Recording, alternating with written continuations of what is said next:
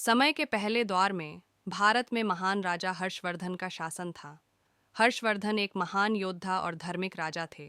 उनके शासनकाल में भारत विविधता, संस्कृति और कला की ओर बढ़ रहा था।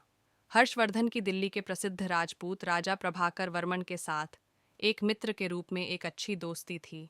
इन दोनों के बीच अज्ञात बातचीत हुआ करती थी। एक दिन हर्षवर्धन ने प्रभाकर वर्मन के राजमहल में आमंत्रण प्राप्त किया। उन्होंने अपने विशेष दूत को एक सोने के ताज के साथ भेजा, जिसे वह अपने मित्र को भेज रहे थे। दूत राजमहल में पहुंचते ही प्रभाकर वर्मन के यहाँ के मंत्री और अधिकारी विचार करने लगे कि हर्षवर्धन के इस आमंत्रण का मकसद क्या हो सकता है। वे सोच रहे थे कि क्या यह एक आक्रमण की योजना हो सकती है। हर्षवर्धन के दूत ने अपना संदेश प्रभाकर वर्मन के साथ साझा किया और उन्होंने यह संदेश पढ़ा। मेरे प्रिय मित्र, हम दोनों की दोस्ती और यौगिकता के इस अद्वितीय संबंध को मजबूत करने का समय आया है। मैं आपके यहाँ एक गहना भेज रहा हूँ, जिसे हम साथ में साझा कर सकते हैं। यह हमारे मैत्री और साझेदारी का प्रतीक होगा। प्रभाकर वर्मन ने इस संदेश को पढ़कर बड़े खुश हो गए और हर्षवर्धन के साथ अपने राजमहल में मिलने का निर्णय लिया।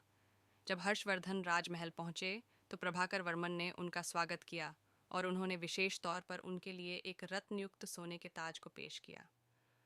हर्षवर्धन ने भी एक रत्नयुक्त ताज को पेश किया, जिसमें एक मोती गहना था। इससे वे दोनों अपनी मित्रता को मजबूत करने का संकेत देते थे।